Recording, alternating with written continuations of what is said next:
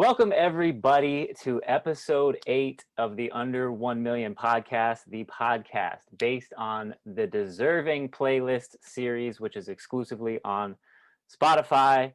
I am here with my guest, which I have placed on this list a few weeks ago and actually took home the win for the week with his record, Hot Chicken, featuring Kurt Summers, Apollo Freed, and Jameson Saki.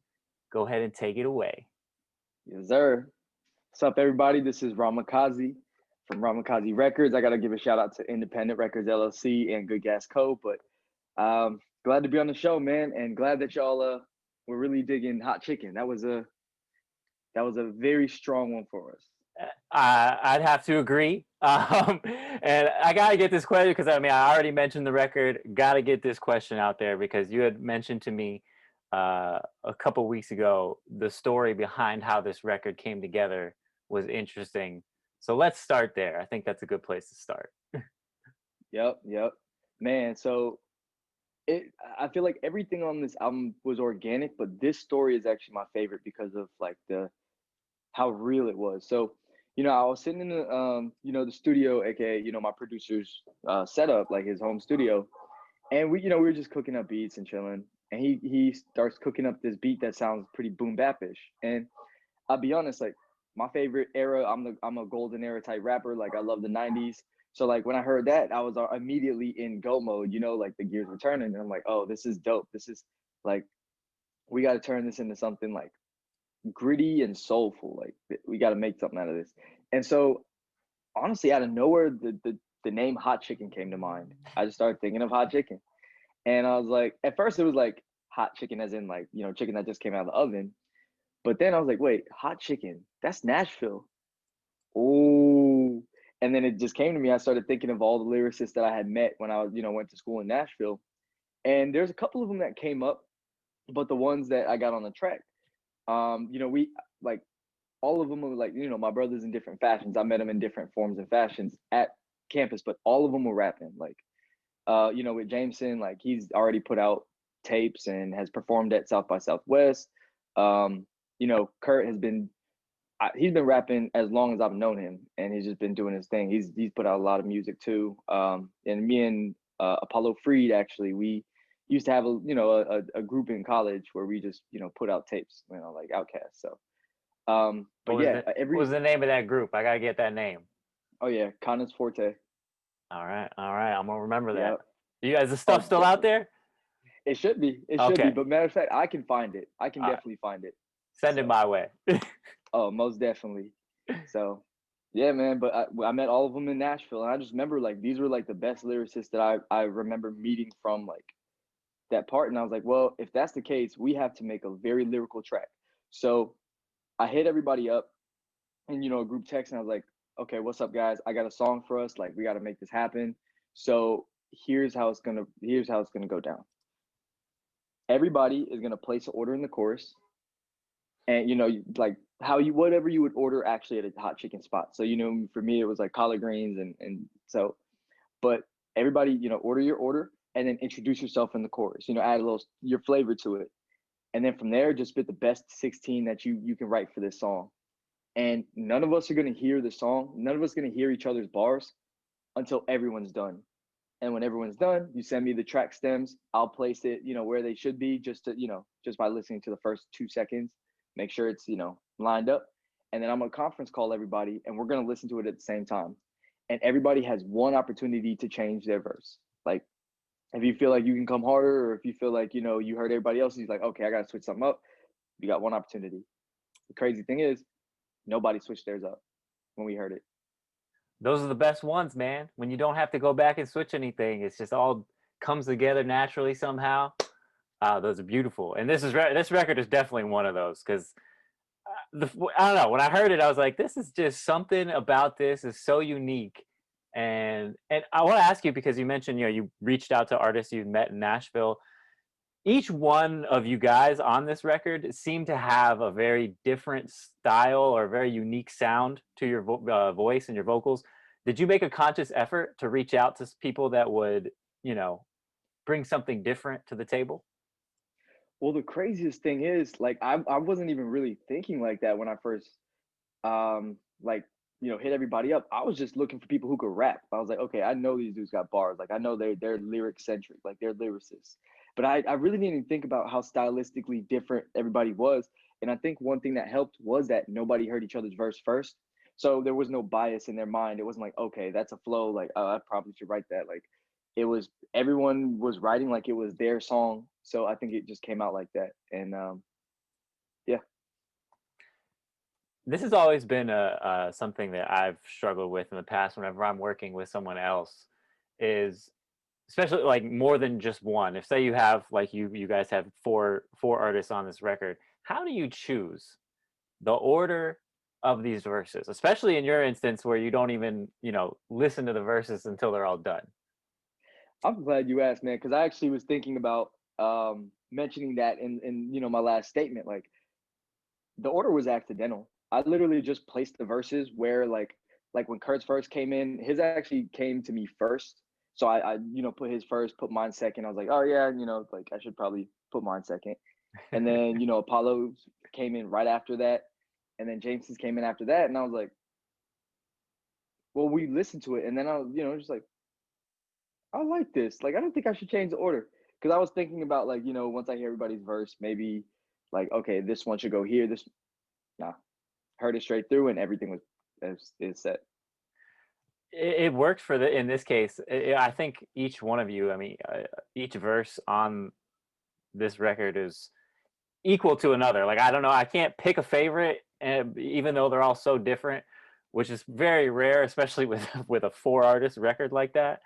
But is Hmm. that your norm? Like, would you normally go into it and be like, all right, let's put maybe the strongest verse first? You know what I mean? We want to start off strong, and then we'll do second strongest last, or things like that. Is that something that's normal in your creative process? Yeah, so I would say for my creative process in general, yeah, you just want to start off strong so people you keep people's attention, and so yeah, generally I would put the best lyricist first and everything like that. And it really with this one, I'm glad that everybody snapped because to me there was no best lyricist, and so that's why for me the order didn't really um change anything as far as like keeping people's attention. Like, oh, if I had so and so's verse first, it would have been doper. It's like, no, it would have been just as dope. So I would agree. And anybody listening that has not heard this record yet, please go listen to it. Either search up Rama Kazi on whatever streaming service you have, go to the Deserving playlist, it's on there. You have to hear this record if you're a fan of hip hop because it's I don't know, I feel like it came from where hip hop came from. You know what I mean? Like that type of yes, vibe, it just felt that way throughout the whole thing. and I knew I wanted it to be a posse cut because posse cuts, and especially in the history of hip hop, bring out the best in artists. So we were low key competitive with it. It was like I don't know what Kurt's gonna write. I don't know what Apollo's gonna write. I don't know what James is gonna write. So let me just go hard. Like I don't even want to take no chances on any bar. And I feel like everybody on the record felt the same way. They're like, oh, I'm rapping with these dudes. Okay, let me bring out the best. Like It's a strange dynamic in hip hop when you're working with other artists because it's like you don't want to get shown up. You know what I'm saying? Especially on your own yeah, record. But at the same right. time, you want them to bring something crazy to the table because it is your record. Like, what Yeah. what is it about that balance that you look for to make everything succinct? If that's, I think that's the right word to use here, but just come together as a cohesive record. Yeah. So I think this one just came together. So it wasn't really, too much rhyme or reason as far as like, the methodology behind making sure like I didn't get wrote, demolished on my own track. It was more just like I just knew that everyone's gonna come hard. So I was like, okay, I know how well I can rap. So let me just, it's like when you're training, like if you're training for a boxing match, you're not necessarily practicing against the guy that you're about to battle. I mean, you're working with your trainer, you're doing your own exercises, but you're anticipating like what it's going to be. So you're like, okay, I can't slack because it's probably going to be at this level, so I need to be here. And so I think that's really what it was for me. I just knew that there was at least a threshold on how good everybody was going to be on a track. So I had to be at least here, and I just tried to exceed myself. I like it. I like it. You happen to be an MMA fan. You mentioned boxing. Are you a fight fan at all?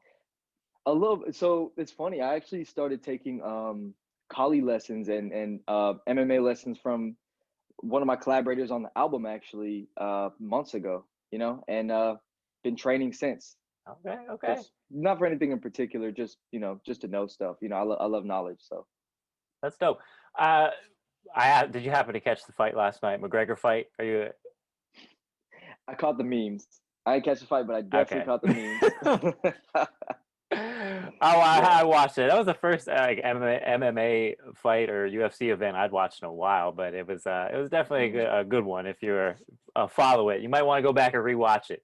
Great fight, but I was kind of disappointed in the outcome. But that's neither here nor there. Um, Man, but he looked sleep. I will say that. it was shocking, man. It wasn't even anything like that. He kicked the shit out of his leg, bro. Took his leg out. Oh, okay. Took his Oh, leg okay. out, couldn't move, and then he just popped him one too many times and took him down. It was kind of And you know, shocking, but and the either internet way, took it and ran with it, basically. absolutely, absolutely. Yeah, Always got to worry about the memes these days. man. But how have you been doing through the pandemic? Like just with being isolated, or have you been isolated? I know some places are out here running wild, including where I'm at. Right. I'm not gonna name any names or say anything, but I live in Atlanta, so just Ah. enough said there. But yeah, um, I can't say I've been 100% good, but I've definitely, for me, I've never been one to love being in huge crowds anyway.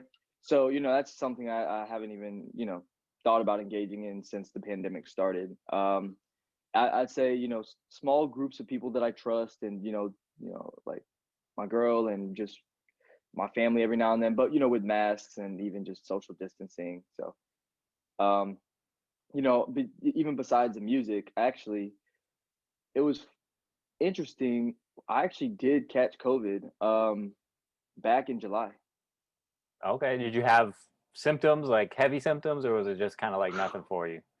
Boy, man, it was a lot. I will say I would Okay. not wish it on anybody else. It feels like you're dying because it doesn't feel like the flu. Like for me, it was I was having cold sweats. I didn't have loss of taste, but it was like cold sweats. I was very exhausted. I couldn't run for more than 10 seconds without being Wow. completely out of breath. My peak, I used to know what this is called, but my max um, oxygen capacity for my lungs was like limited.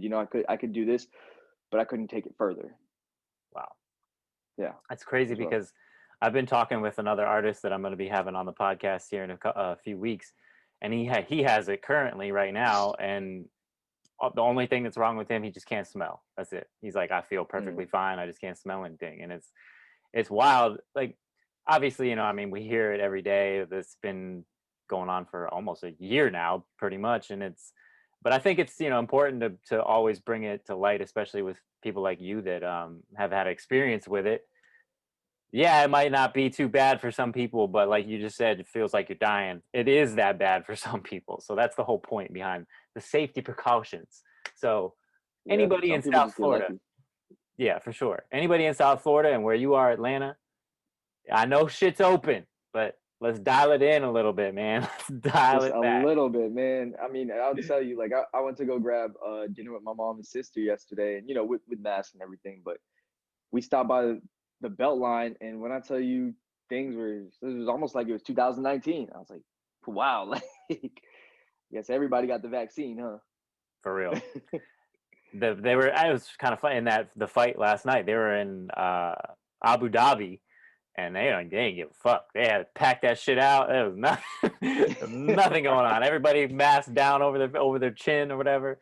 But it's crazy, crazy stuff, man. But you mentioned something about Rama Kazi Records in your intro.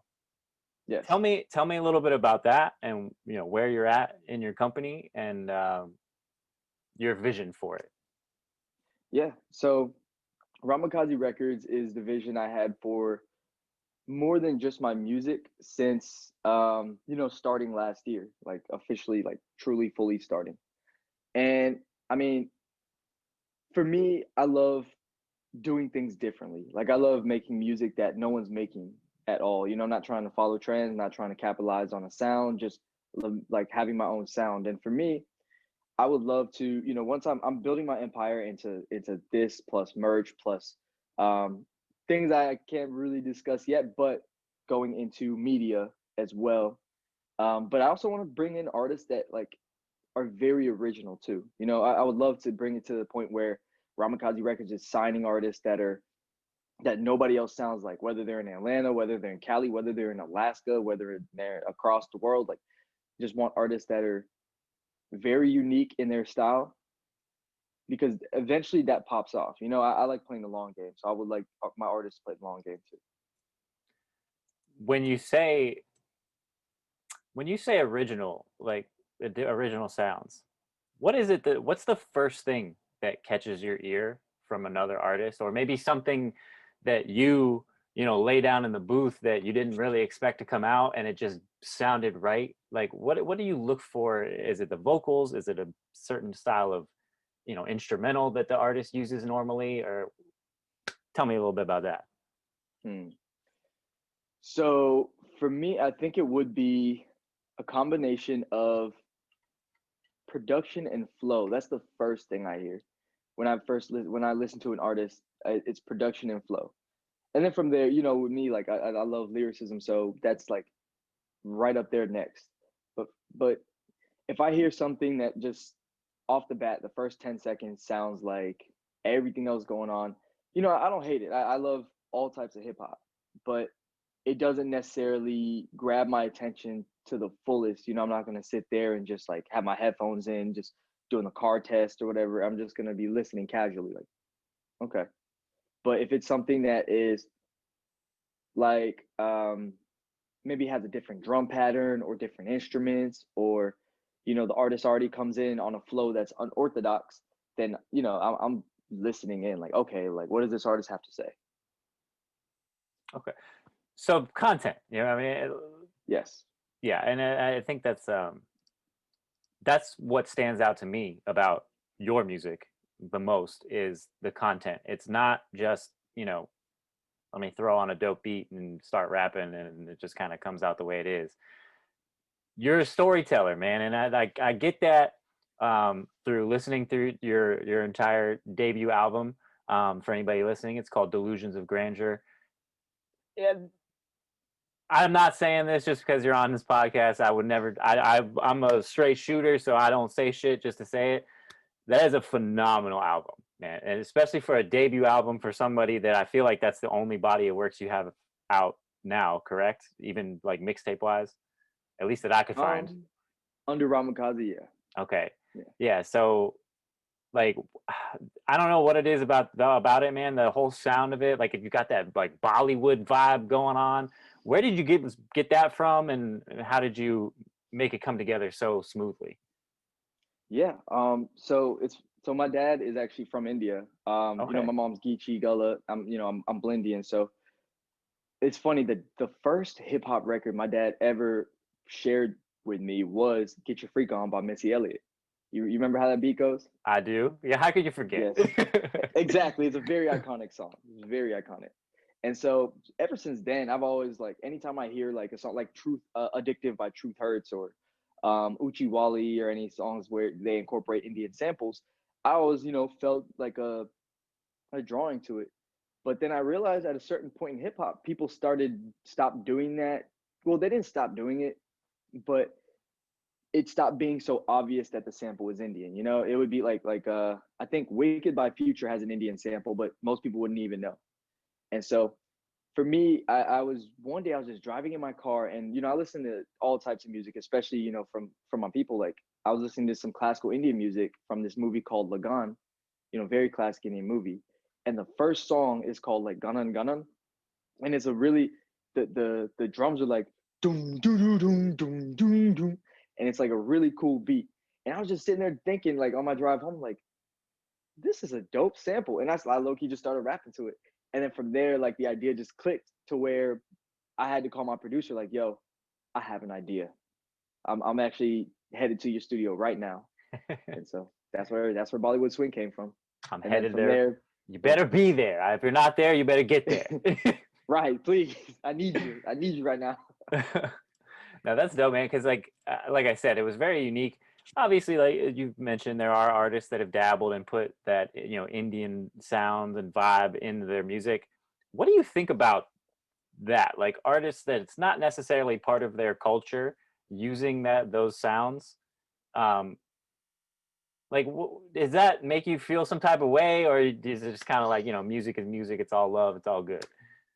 It's funny. There's definitely a duality to it because for me, sometimes it's like, dang, I should have got that beat. Like, dang, I sound better on that beat. But at the same time, I do appreciate, like, I do love the fact that because Indian music is so rich that people have continued to sample it through the years in hip hop. Because hip hop samples everything. I've heard every single genre sampled in hip hop. So like for Indian music to be so heavily included in it still, even after Timbaland, to me that's like that's really dope. One, there's a market for it, and two, it's bridging the gap between two very strong cultures. So can't even be mad at it, man. It's bigger than me at a certain point. So I think that's the right way to think about it, and it's funny because me and making my own music myself, it's like I come across beats that have that Indian sound to it all the time, and I love that sound. Like it's just something about it that's yeah, like very appealing to the ear,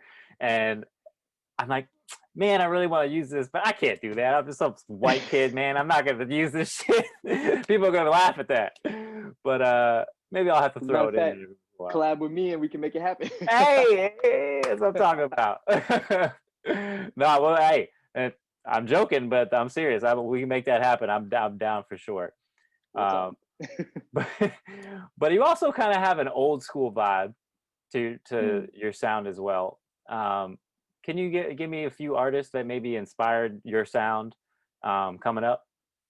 Absolutely, man. So, and this isn't necessarily my top five, but it's just people that I learned from and took a lot of game from. So, Nas, Big L, M, Biggie, and sometimes it goes between Rakim and Mos Def, but yeah, those would be some of my biggest inspirations. Like just and Redman Okay. specifically from Muddy Waters. Like I just love that flow, especially across some funk or across something that just makes you like, lean in. So And that definitely comes through. And I mean, all those artists you just mentioned, obviously, lyricism is a very big and very important part of your music. And like I said before, it's all succinct. It's storytelling. It all just comes together so well. Can you, specifically speaking about your debut album, what's your favorite record off of that album, mm, and why? We'll start there. I'm not going to go too far, but I got a follow up to that too. oh, absolutely. So I mean, I'll be honest, bro. That's a very tough question because it okay. So obviously, I've been listening to the album since I made it, like since like just to fine tune it, make sure it doesn't get old, see how it ages, all that stuff. Like I would listen to it pretty regularly. And since I started, like since I guess the full track list came together, it switched. Like at first it was probably Copilot, then it was Fila, then it was Masala Block Party, then it was Bollywood Swing, then it was From the North Side with Love, like then Waves. It literally just depends on my mood.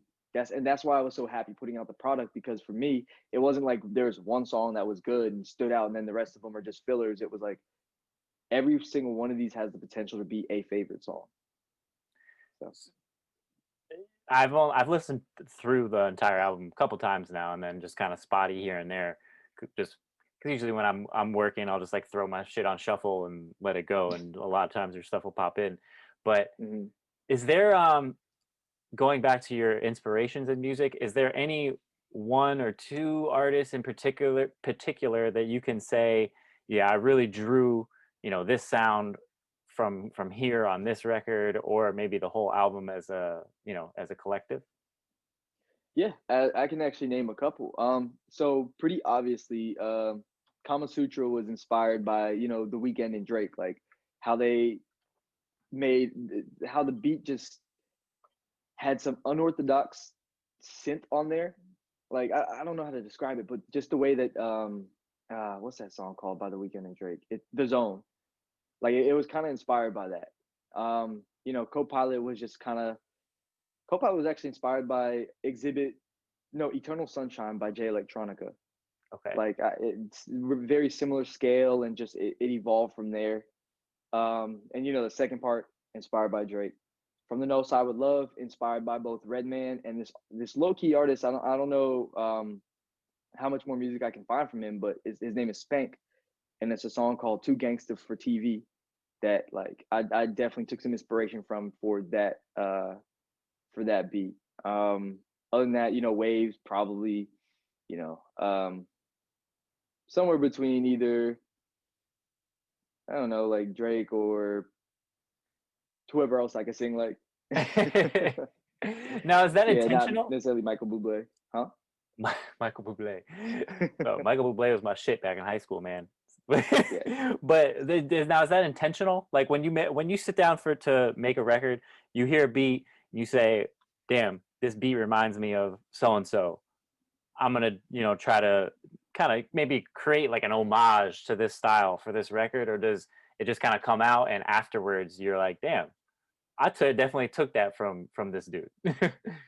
It depends. It could be both because for me, I never want to sound exactly like someone else. Like that's, I mean, they like they have their own lane, and so sometimes it'll start with a style in mind, especially if I either make the beat or hear the beat, and I'm like, I could see this artist on there.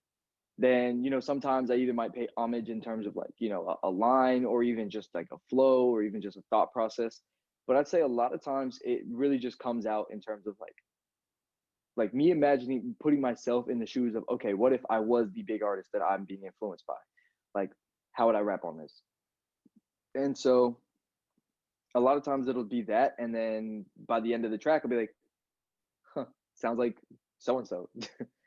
So Do you think oh, that's by the way, something? Hot Chicken was inspired by, my verse was actually inspired by like 90s M. I could hear, I can hear that now that you say it. I can hear it. But like, do you think that's something that's missing a lot in modern day hip hop? Is like the respect factor of where it came from and who created it, and the importance behind those guys. So it's, if you asked me this question about 8 months to a year ago, I would have said absolutely, hell yeah. But today, I like the more you listen to, I mean, mainstream hip hop is about the quick dollar. And so, when you branch out of that, you start to find artists who you can tell like were influenced by the greats who studied the game, who have love for the game. And I was actually having this conversation recently, about it's a whole thing about capitalism, but essentially the quick dollar sometimes stifles innovation because people are it's about the quick dollar is about following trends, not setting them. And so whatever's on the radio right now, it's like, okay, if I make a song that sounds like that, or if it's inspired by this person, sounds just like that, it'll definitely pop off because it's recognition. People will already be warm to it. It's a warm lead. Whereas like starting from scratch, where it's like you're either inspired by rappers that are, I don't want to say antiquated because they'll never be that, but like rappers that aren't necessarily on the radio right now, or that the youth really know, or you took their style and you turned it into your own thing. It takes a little longer, but it comes with the respect and it comes with a longer shelf life, So I like how you use the term "it's a warm lead," and you've tied it in to business practices. Like that almost hit on another level for me, and when it registered in my brain, like it's absolutely true. And because I've worked in sales basically my whole entire life, what I'm saying, on and off doing different things, and that it is like that. You get that warm lead in the business sense, and it's like, damn, I can make something of this lead. I can get something from here, and then you put all your effort into that, and it's almost like if it's a hit or miss. If you miss, it's like, damn, I fucked up. If it hits, you get that temporary satisfaction, and it's very yeah. temporary, and it's a very easy way to almost like lose yourself, and then you find yourself chasing that again and again and again. So I love that term, and I appreciate you saying that because it's almost put it on another level for me. Absolutely, man. I got a little background in sales too, so I just I know the difference between a cold call and a warm call, and just kind of like what each one brings depending on how successful each one is. For sure, absolutely. Now I gotta ask you about the album cover. Yes. I'm an art geek, man. Like I know a lot of times there's nothing to look for because a lot of it's just kind of generic shit put out these days. This is not, and I wish I could bring it up right now. I'm working on getting be able to bring stuff up on the screen and all that, but I know there's meaning behind this, and you kind of shared some pictures of your creative process, along the way before it actually dropped and came out. Can you tell me what does each thing that you're holding in this cover, what's the meaning behind it and all of that, and just to kind of explain how it came together? Yeah, absolutely, man. So, um, actually, I'm gonna debut this. I don't think I've shown this to anyone, the public yet, but this is actually where the first image was drawn. Let me see if you can see it. Okay, you're a napkin Yeah, man. It's born on a the napkin. napkin. I love it.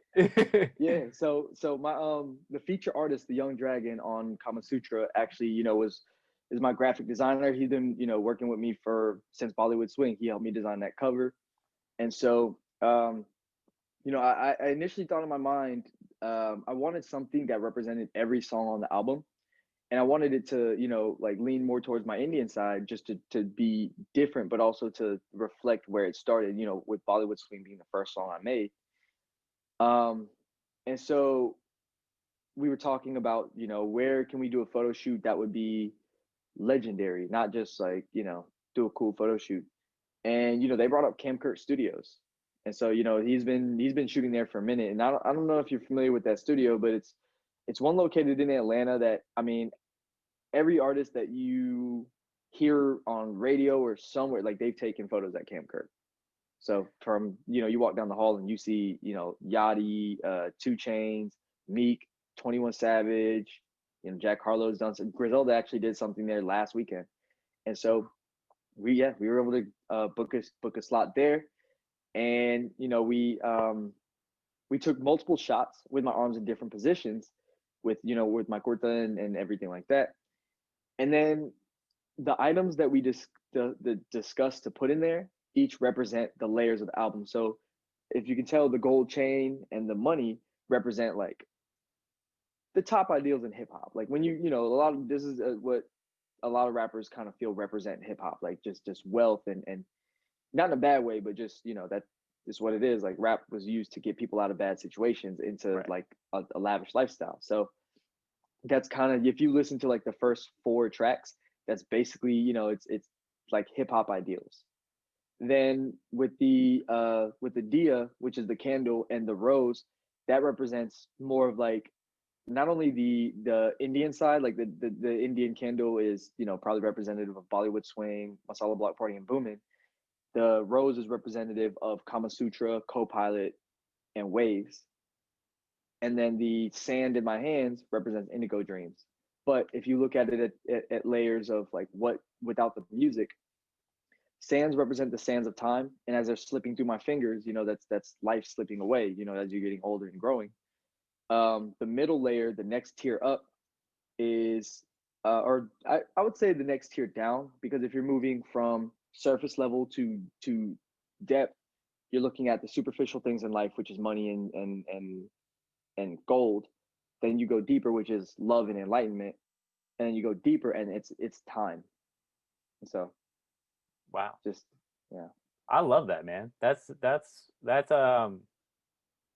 I don't know, just the thought process that had to go into that, prior to it all coming together. That's super dope, and I always appreciate stuff like that. It just shows a deeper level, of just human nature and like where we can actually go with our thoughts and our ideas. It's you know, I, I can't stand generic artwork because it just kind of shows that you don't care. You know what I mean? Like at least that's me. That's and I've talked about this with multiple artists, And I've gotten different viewpoints. Sometimes I can see a business sense of needing to do generic artwork. Let's say you got I was speaking with Don Kenobi, who I placed on the list, who does that every so often, um, putting out his singles because he makes so much music. And I get the sense of Mhm. if you're doing it all alone, you got to put your time's got to be put it into something and get a product out somehow. So I get that. And he even said I would never do that on a full length album or anything like that. Mm. That stuff has to have meaning. But what are your thoughts on the kind of trend of generic artwork in hip hop, especially? And do you think it kind of hurts the culture at all, or not?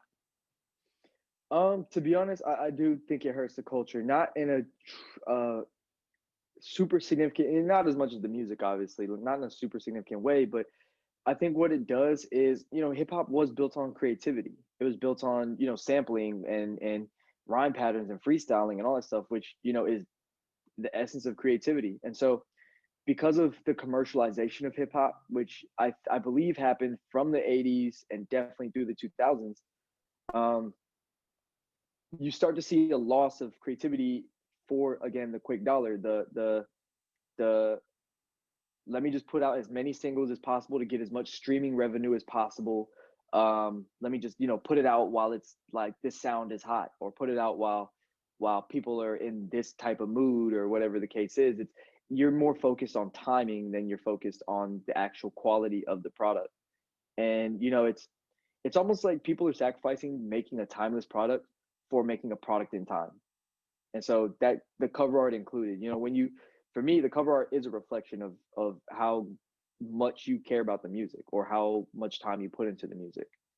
Um, and I try to make sure that all my cover art is very specific to each song, and like specifically designed. Like I designed the Hot Chicken cover, co-pilot cover, and just wanted to make sure that everything had meaning in it, and it was just as meticulous as the music was. I love it. And do you think, you know, do you agree that there is room for some of the generic stuff in hip hop? Not to say that these artists that are doing it don't care about their music, because obviously there's some people that are super successful that do this. Russ, I've brought up in the past, is one of them, that he's famous for that. You know what I mean? Slap a different cover on there, a little clip art, and boom, I got myself a Yeah. record. Like, does that bother you at all, or not? It's just kind of like, all right, yeah, he's doing his thing.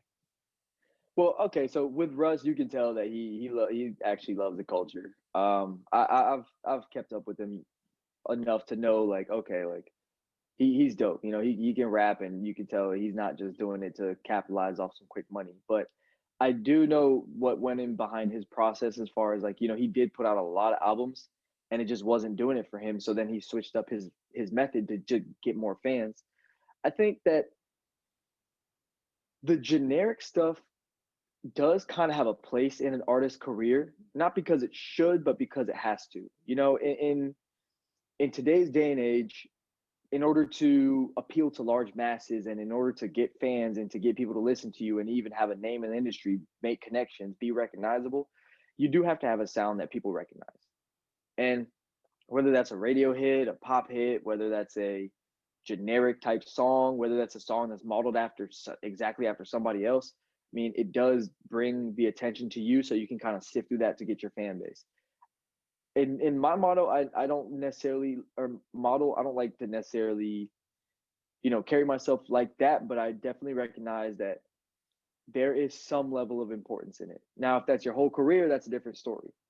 But I think if you're trying to build your brand up, um, and you have a couple of generic pieces here and there, I mean, it might compromise your integrity a little bit, but I'm not gonna hate on you for it. I'm gonna understand. Like, okay, I see what you're doing. Like, I feel you. It's almost like there's like a chase or some kind of search for this perfect formula that is going to make me successful.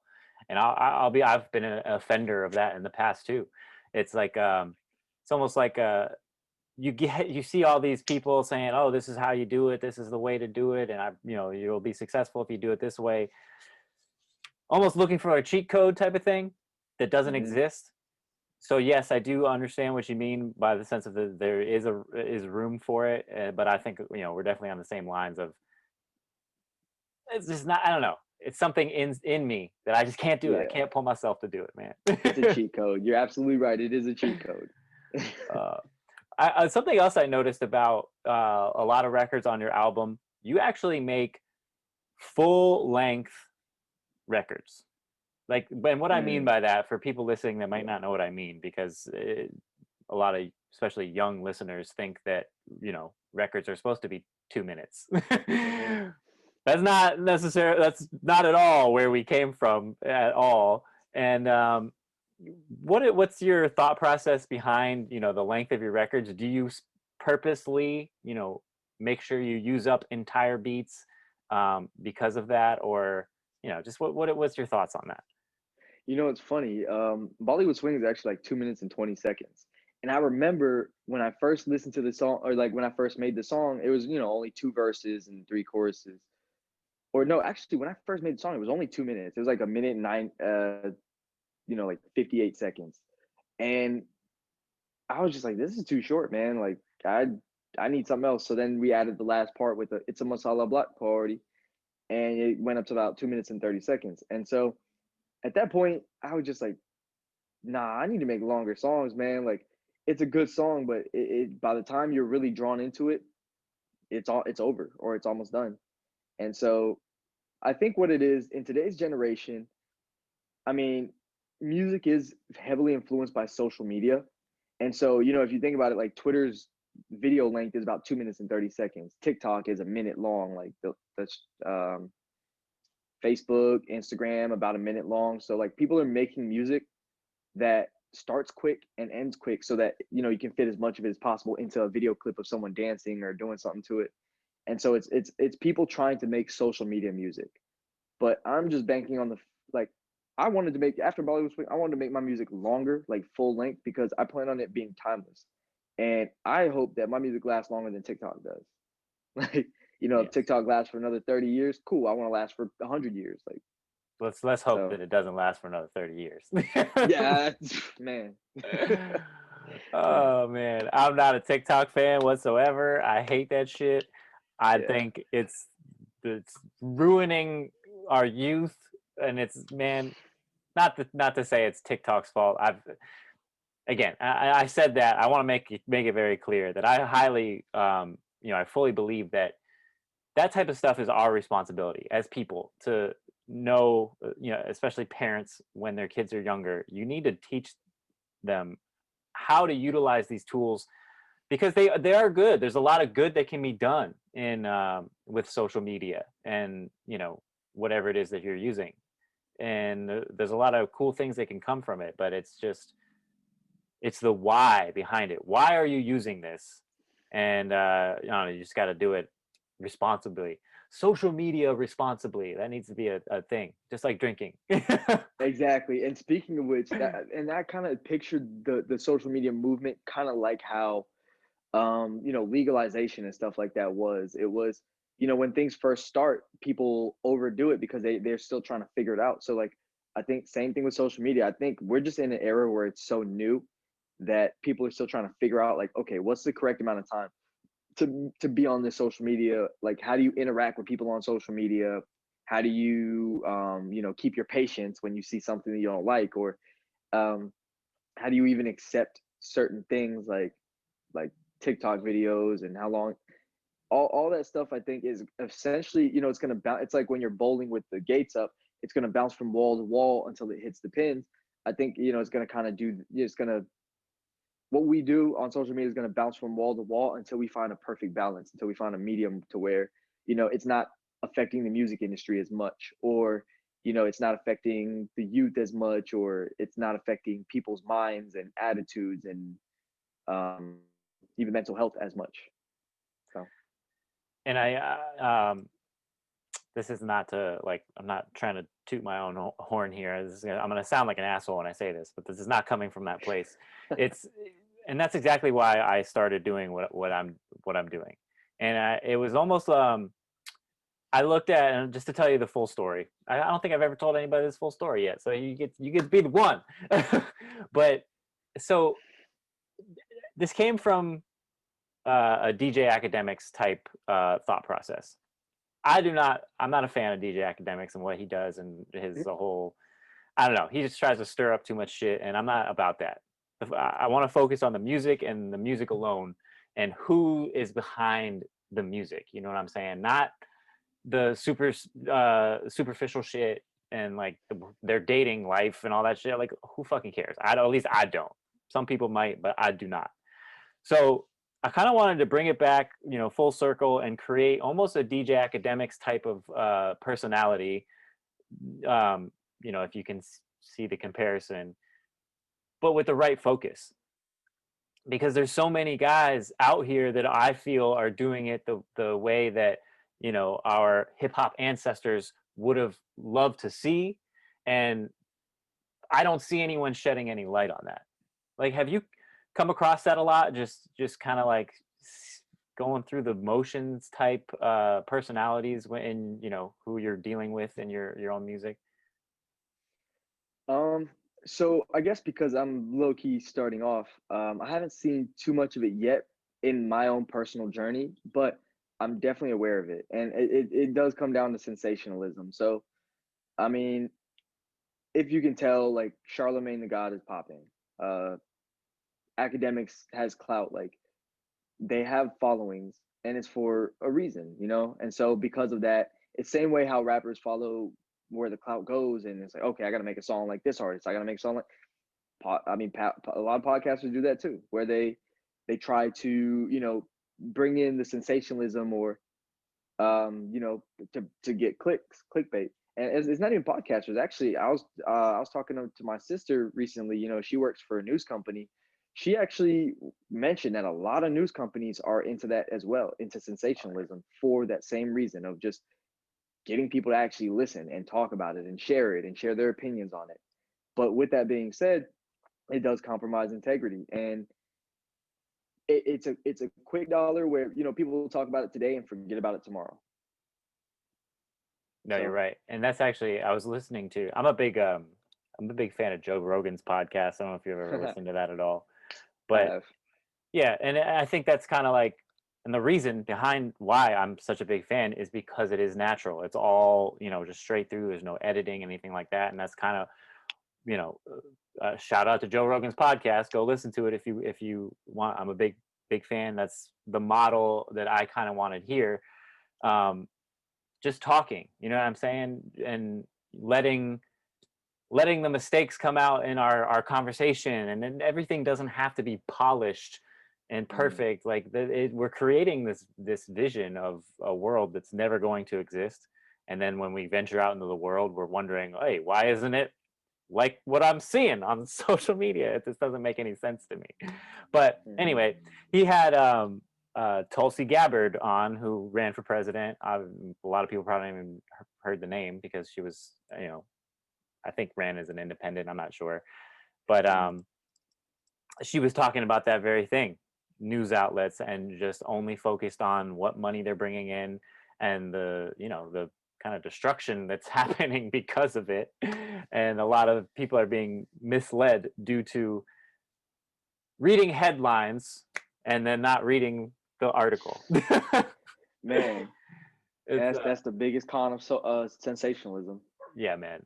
I hate the headline warriors. That's just that's a shame that it exists. But hey, what are you gonna do, right? We gotta do what we can to combat that. But um, we're getting close to an hour here. I'm trying to keep these within an hour. But I wanted to ask you, since you did mention that you used to be a part of a collective, Mhm. um, under a different name, I'm guessing, because you did mention this is the first time you've put something out under Rama Kazi.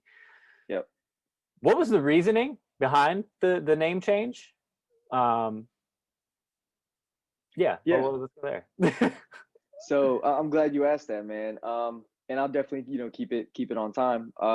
You're good. No, take as much time The as you need. I don't want you to feel limited. Cool, cool. Definitely appreciate that.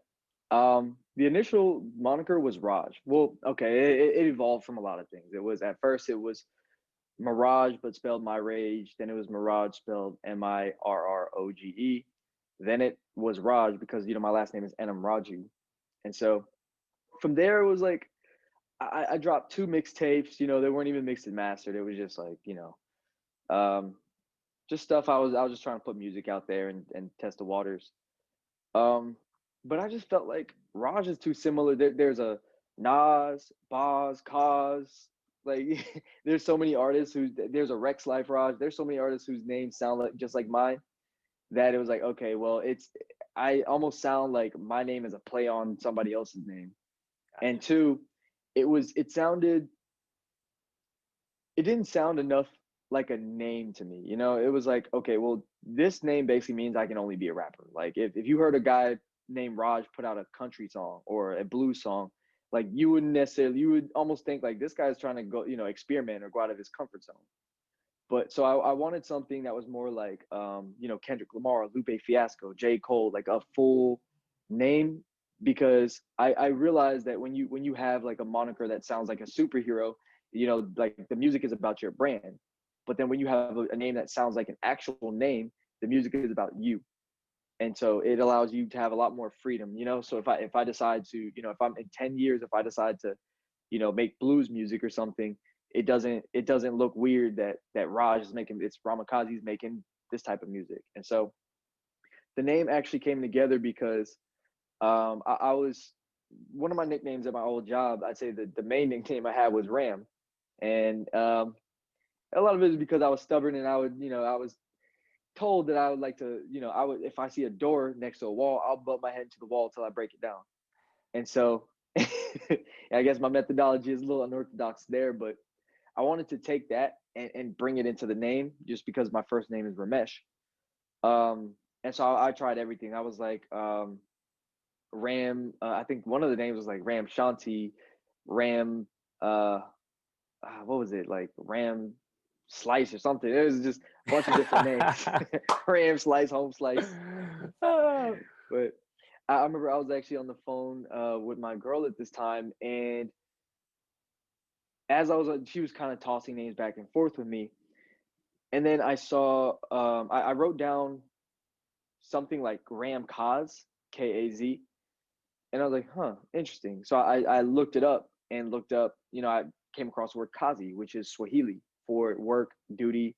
It's also Arabic, but it's the definition I had was Swahili. And so I was like, oh, that's dope, Ram Kazi.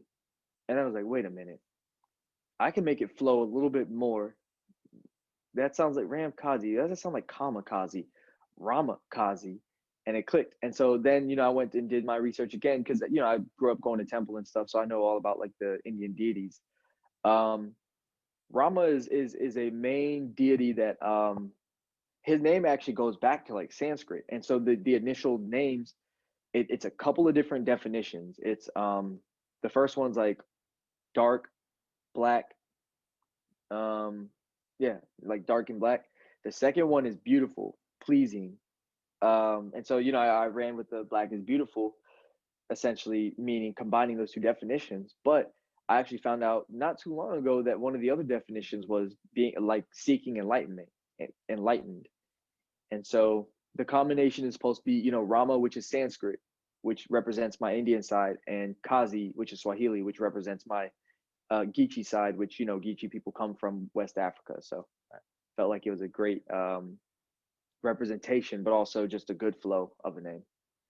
that's dope, man. I see. I had a feeling. I had a feeling this was gonna be a good sit down, man. I really did. There's certain guys that obviously, and this is no knock to anybody I've ever talked to in the past, but it's just kind of empty. You don't get, you're just not feeling it. It's kind of an empty vibe. But man, everything you do has a meaning, and I could tell that right from the get go, right when I heard the Hot Chicken for the first time, and then especially listening to your album, man, that it's just a full body of works that you can tell each record and each verse, each bar, every lyric in there. It was meant to be in there, and there was a purpose for it. So I just give you a lot of props, and I commend you for your deepness. I love I it. appreciate it, man. I definitely appreciate that. And yeah, I mean, I just if you're gonna put something out there and it's gonna be out there forever, you might as well put your all into it, or put something behind it. So that's just how I move. For sure. Well, I mean, we're about out of time. But before we go, just go ahead and let anybody know what you have coming up in 2021. What can we expect from you? Yeah, man. I'm already working on a lot of stuff. Remixes, music videos. I think people are gonna really like the direction the music's going, but I'm my foot has just gone further down on the pedal. I will say that it's just gone further down on the pedal. So the album is just the beginning. You'll see a lot more Rama Kazi moving around, collaborating. Like I said, we're already working on the remixes and music videos to certain songs that I think everybody will enjoy. So just stay tuned. Follow me on Rama Kazi Raps on all my platforms, and Rama Kazi on all streaming platforms. Do you have any videos out right now yet? Yes. So the one video I have out is the Delusions of Grandeur video. Okay. Yes. Okay, I So gotta I go. can And review. that was just for me. I'm gonna go look at it. 'Cause I was Yes. actually Yes. before this. I was like, damn. I wonder if he's got any videos because I have a feeling that hey, your visions for the music are great. I can't wait to see a video. So I'm gonna go check that out right after this. Absolutely. Absolutely. It's shot by the Young Dragon. It's on YouTube, and it was on Apple Music. I'm working out, them putting it back up, but yeah. Yeah. So it's out there. Dope, dope. Well, Rama Kazi, I appreciate you coming on. Thank you for taking the time. I had a lot of fun, and you're welcome back here anytime for sure. But anybody listening, like he said, go follow him on any social media platform at Rama Kazi Raps. I'm also going to place his link tree down below. So if you want to check out any of his music, his videos, YouTube, whatever, it'll be in there. And yeah, man, I'm excited to see what you got for us in 2021. I appreciate you for having me on the show, man. It's been an honor, and yeah, it's gonna be a fun year. It's gonna be a very fun Absolutely. year. Absolutely. You just stay with me here for a second. I'll talk to you a little bit after this. But for everybody listening, thank you for tuning in. What is this? Eighth episode I said earlier? Yeah. So eighth episode. Eighth episode. We're going strong. We're going to continue strong. But thank you for listening, everybody. Have a good one.